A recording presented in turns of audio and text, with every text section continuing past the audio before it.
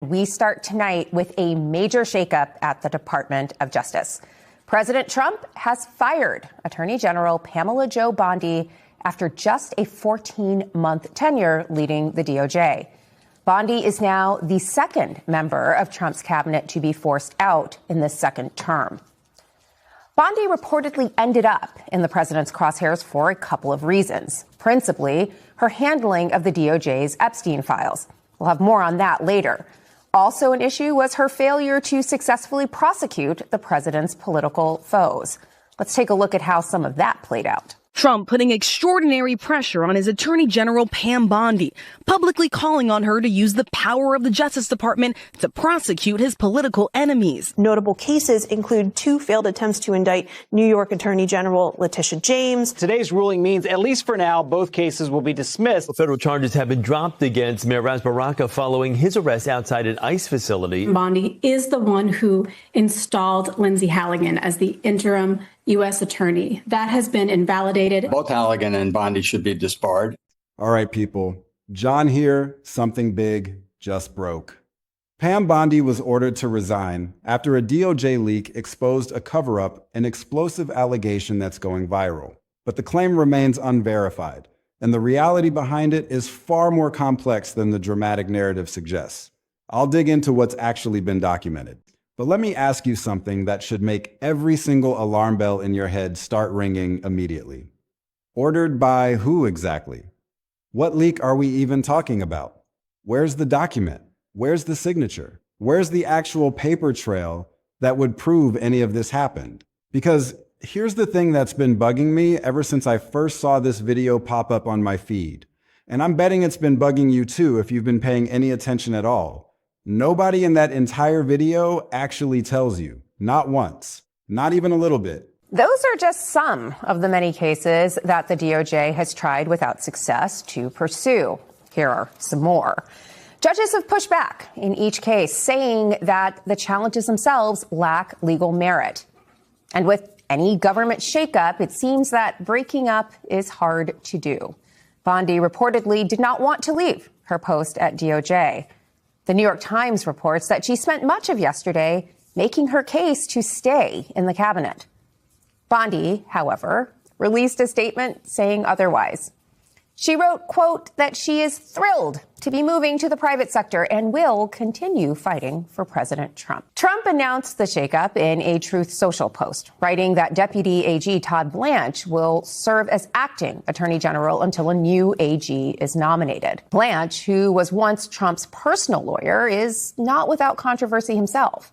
Last year, he conducted a much-discussed interview with Jeffrey Epstein's convicted associate, Ghislaine Maxwell. In the wake of that interview, Maxwell was transferred without explanation to a minimum security prison. They throw out these huge, dramatic, world-shaking claims and then just move right along like you're supposed to accept them without question. That right there, that silence where the proof should be, that's your first red flag. That's the moment where your brain should kick in and say, hold on a second, something doesn't add up here. Think about it for just a moment.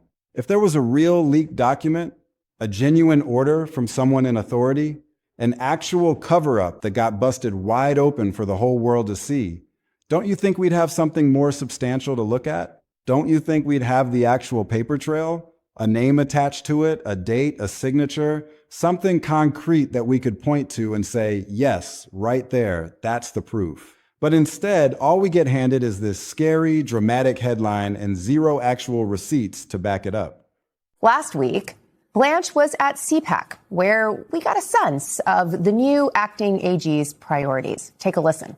I represented President Trump in the Manhattan DA case and in Jack Smith's prosecutions. Why is there objection to sending ICE officers to polling places? Illegals can't vote. We see our most activist judges that we lose to every single day. There's a lot of ways that we can work within that to get some of our cases where we want them to be. MS Now reports that the president is considering a short list of candidates to replace Bondi, and the list includes EPA head Lee Zeldin, Republican Senator Eric Schmidt, and U.S. Attorney Jeanine Pirro, who is currently overseeing a controversial case against Federal Reserve Chair Jerome Powell. Joining me now to discuss all of this is Molly Jong-Fast, New York Times opinion writer and the host of the Fast Politics podcast. Also with us is Andrew Weissman, former FBI general counsel, former Mueller prosecutor, and an MS Now legal contributor. Andrew, let's start with you. AG Pamela Jo Bondi is now out. What's your reaction? It's like someone walked into a room full of people and shouted fire without anyone actually seeing any smoke. And the worst part? People are running with it anyway. They're sharing it, they're getting angry about it, they're demanding action based on something that might not even exist in the way it's being presented. Now look, this is wild, honestly. And I mean genuinely wild in a way that makes you wonder what's actually going on behind the scenes. Here's what's actually true. And it's honestly wild enough on its own without anybody needing to make stuff up to make it more dramatic. Pam Bondi is no longer serving as Attorney General. That much is real. That part actually happened. But here's where the story gets twisted into something completely different from reality. The claim floating around says she was ordered to resign because a leak exposed her cover-up. That makes it sound like there was some criminal investigation, some smoking gun document. So I think there's a temptation in these kinds of stories to focus on the person who was fired. What did they do right? What did they do wrong? And I think that in this instance, that is going to be going straight for the capillaries. I think she is a symptom of what is going on in the White House and specifically the Oval Office. This Department of Justice was a plaything to Donald Trump, and moving the deck chairs around, shifting who is in charge, is not going to change the policies and practices that are so antithetical to the rule of law. So while she is out, I think that is really not the story. I think I don't see them putting anyone else in who's going to adhere to the longtime values of the Department of Justice under Republican and Democratic administrations of being independent of the White House about who gets charged and who does not get charged. Some undeniable proof of wrongdoing, and Bondi got dragged out kicking and screaming after getting caught red-handed. That is not what happened, at least not based on anything we can actually verify. There's no court order here. There's no congressional resolution demanding her resignation. There's no official Justice Department statement admitting they found proof of a cover-up and pushed her out because of it. None of that exists in the public record right now. And I want to be really clear about something because this distinction matters more than you might think. The way this story is being presented makes it seem like there's some official finding, some government investigation that concluded she did something wrong and had to go. But that's just not what the available evidence shows. What we actually have is a much messier, much more complicated situation that's been simplified into a neat little package that fits perfectly into a viral video format. Molly, what's your take on this? So Andrew has basically said that the whole corpus is rotted. It doesn't matter who's at the head. What's your take? That's a fundamental indictment of the Department of Justice. From someone who knows what the Department of Justice is supposed to look like. I would say what's meaningful about this is not so much that she's gone, but how she's gone. Remember, Donald Trump made a real point in Trump 2.0 of not firing people. And he would, even Kristi Noem was moved to a really great fake job, right? The Shields of America. Which sounded like something from the Marvel universe. Yes. But apparently is a real thing. Right. A real thing that they clearly made up. But, so I do think it's important that this really happened. They did not move her. They just fired her. He fired her via tweet. We're already seeing leaking, right? She spent yesterday. How do we know she spent yesterday begging for her job because someone leaked it? So we're already seeing leaking. And remember, one of the reasons why Trump tried not to fire people this time is because when he did last time, all anyone did was leak. So the fact that he has done this so quickly, did not give her a fake job. I mean, even Mike Walls got another job. So I think that is very meaningful. Look, I don't know how he gets someone Senate confirmed again. I guess he's going to have to take another senator. But the actual movement and this sort of inability to keep someone. What actually happened is messier and honestly more interesting than the fake version people are passing around. Bondi sat down for a closed-door interview with the House Oversight Committee. This wasn't some criminal proceeding. This wasn't a grand jury investigation. This was a congressional hearing about how the Justice Department handled the Epstein files, the ones everybody in this country has been asking about for years now. During that interview, Bondi defended how she ran things, and she pointed the finger at Todd Blanche, her former deputy, saying he was the one who actually handled the review and the redactions on those documents. So she's basically saying, don't look at me, look at him. Democratic lawmakers, including Congressman Robert Garcia, were not buying that explanation at all. They pushed back hard. They accused the department of mishandling the whole Epstein files release, maybe even covering parts of it up. But here's the thing you gotta understand, and this is really important if you want to actually know what's happening here. Those are political accusations. Lawmakers saying they think you covered something up in a hearing is not the same as a judge, a jury, or an actual investigation formally proving a cover-up happened. Words in a hearing room are not a verdict, they're allegations. Serious ones, absolutely, but allegations nonetheless. So what you've actually got here is three separate things getting smashed together into one scary headline. You've got Bondi getting removed from her job. You've got congressional Democrats slamming her over the Epstein file situation. And you've got a totally separate lawsuit from a former federal prosecutor who says he got fired for political reasons. Three different stories, three different timelines, all mashed into one fake narrative claiming a leak forced her out. It didn't. And look, I get why people fall for this stuff. The Epstein files have been the biggest trust breaker in this whole administration. Honestly, across a lot of administrations, if we're being fair about it, people have been promised transparency for years now, and they keep getting half answers, redacted pages, and closed-door hearings instead of the full truth they've been demanding. So when a headline pops up saying she got caught, she got ordered out, there's a leak, people want to believe it. It scratches an itch. It feels like finally, somebody's getting held accountable for something. But wanting something to be true doesn't make it true. And chasing a fake win instead of the real, slower, messier accountability process just sets people up to get burned later when the fake claim falls apart. Because here's what happens next.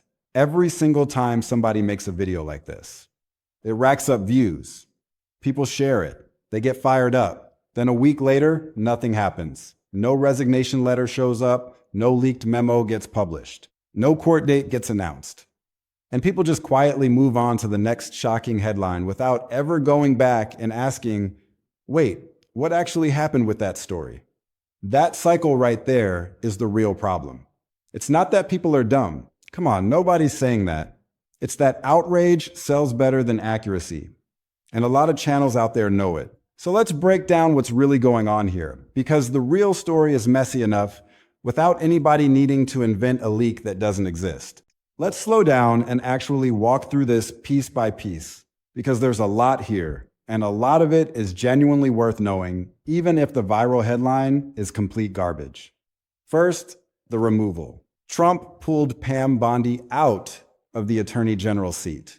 Now, we don't have some dramatic leaked memo explaining exactly why, but the reporting points to frustration, dissatisfaction, really, with how the Justice Department was handling politically sensitive cases. And at the top of that list, front and center, sits the Epstein files.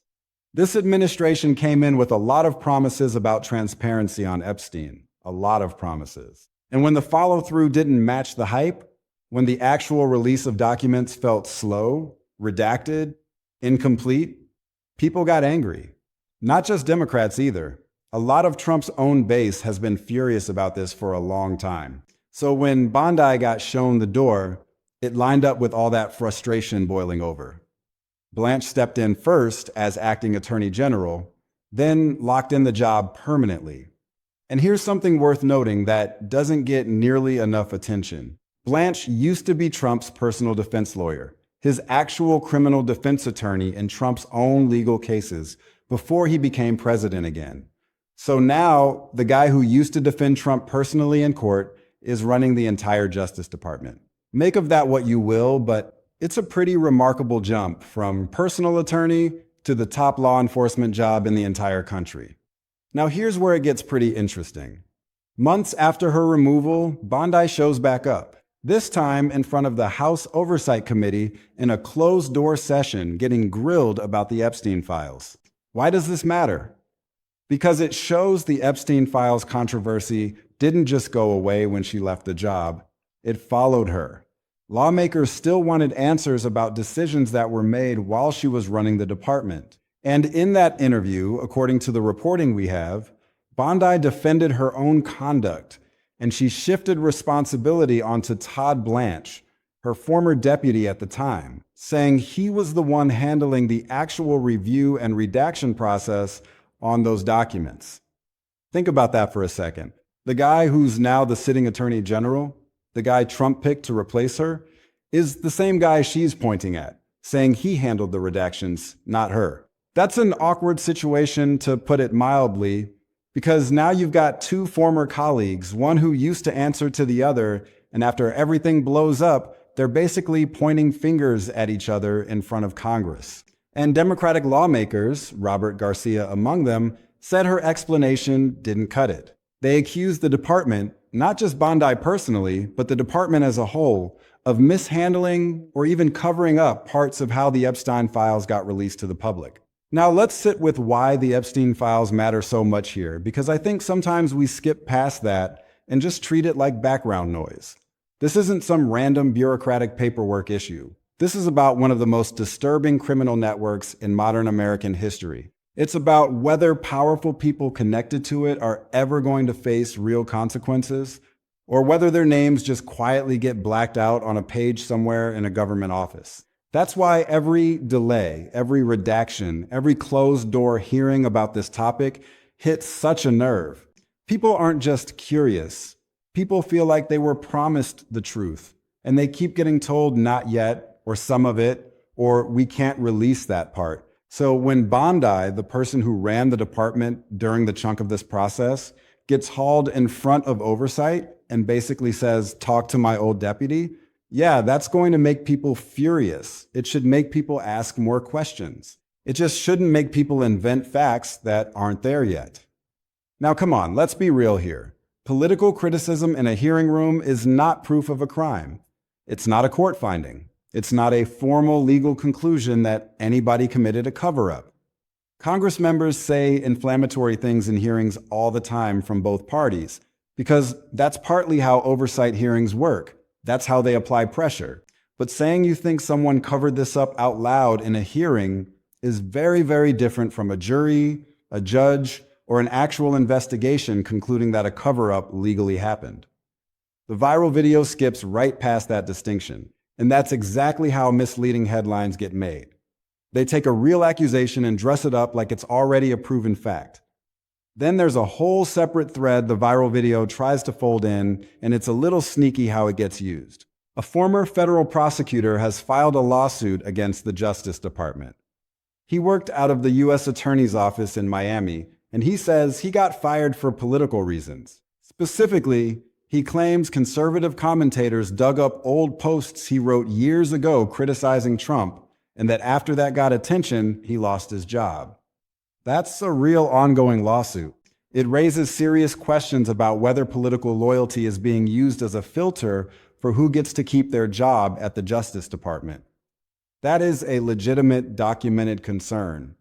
But here's the catch, and this matters a lot. That lawsuit involves decisions made during Bondi's time running the department. It does not prove that Bondi personally ordered anything. It does not prove she was forced to resign because of it. It's a separate legal case with its own separate set of facts currently working its way through the legal system, with no ruling yet establishing wrongdoing tied directly to Bondi's resignation. Calling that lawsuit the leak that exposed her cover-up is just factually wrong. It's stretching one real story to prop up a totally different fake claim, and think about how lawsuits actually work in real life. Filing a lawsuit means somebody is making a claim. It doesn't mean a court has already agreed with that claim. That prosecutor gets to say in his filing exactly what he believes happened to him. That he lost his job because old posts criticizing Trump got dug up by conservative commentators. That's his side of the story laid out formally, but the Justice Department gets to respond. There's a whole legal process ahead. Discovery, depositions, maybe a trial, maybe a settlement, maybe a dismissal. Right now, we're at the very beginning of that process. Calling this lawsuit proof of anything, let alone proof that Bondi was ordered to resign over a cover-up, puts the cart so far in front of the horse can't even see it anymore. And here's the part that really gets me. One of the actual viral videos pushing this narrative literally admits in its own transcript there's no evidence Bondi betrayed Trump. No evidence she handed over some fatal piece of evidence to a grand jury. No evidence she publicly turned on him in any way. The video basically debunks its own headline if you watch it closely. That's how you know this is engagement bait dressed up as breaking news.